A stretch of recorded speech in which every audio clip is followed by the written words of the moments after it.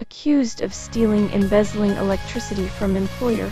For almost 2 decades, I worked security in office buildings, night shift, so I could work on my novel drafts. At work, in the idle hours between rounds and other security duties, I wrote on an iPad with Bluetooth keyboard, and I had connected their chargers to the electric outlets in my security reception desk.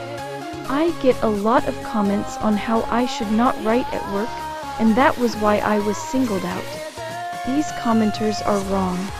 They do not understand that my work was guarding an empty office after hours between 23:00 to 7:00 hours.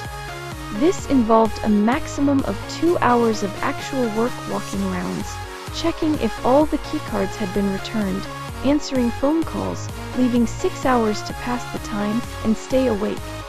Most of my coworkers filled that time with non-productive activities like watching TV, playing games, filling out crossword puzzles. Others were college students who studied for their exams or wrote on their thesis. And I knew this beforehand, which is why I chose a low-paying job way below my level, specifically because I would have hours to read books and write on my novels. They could only fire me if I fell asleep or did not follow up on alarms, but not for spending the idle hours writing. I had a manager who had a personal problem with me and tried to get me fired. Since I performed my duties above average, he had to find a way to get me on something else.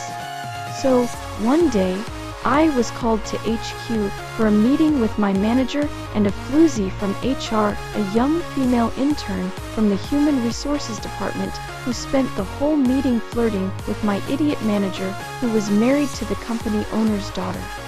I was accused of theft, stealing electricity from my laptop. I told them that if they wanted to accuse me, they had to do it properly. I had not committed theft. I had committed embezzlement, since the electricity was part of my reception area and under my supervision. Therefore, embezzlement is a vastly more insidious crime, and they should send me home and gather the disciplinary committee to judge whether I should be fired for this crime, and I would confer with my union rep. They immediately retracted their accusation and stopped bothering me with their nonsense. All my colleagues charged their devices from company outlets, so their accusation would mean every employee could be arrested for electricity embezzlement.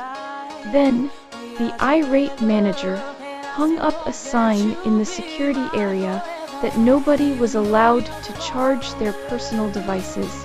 So I took a typewriter to work, so I did not need to charge my writing implements. Also, I had a Nokia that would hold a charge for several days. But my coworkers had smartphones that needed juice, so they got angry at management for signs about not being allowed to charge their phones, and that complaint spread to other locations, forcing the management to remove the signs and allow people to charge their phones again, and I could hook up my iPad BT keyboard again. Addendum: the stealing electricity was just a rage-bait excuse to provoke me to get into an emotional outburst to my manager, so he could fire me for insubordination. Instead, my response made him escalate to posting signs about the petty electricity rule that angered my coworkers with management. Commenting on the cost of electricity misses the point. It was never about the theft of electricity. The accusation was intentionally ridiculous to provoke a quarrel. Also, in the Netherlands, the novel that I write is my intellectual property, and there is no legal clause in our contracts that the company should get financially compensated for part of the novel been writing under company time.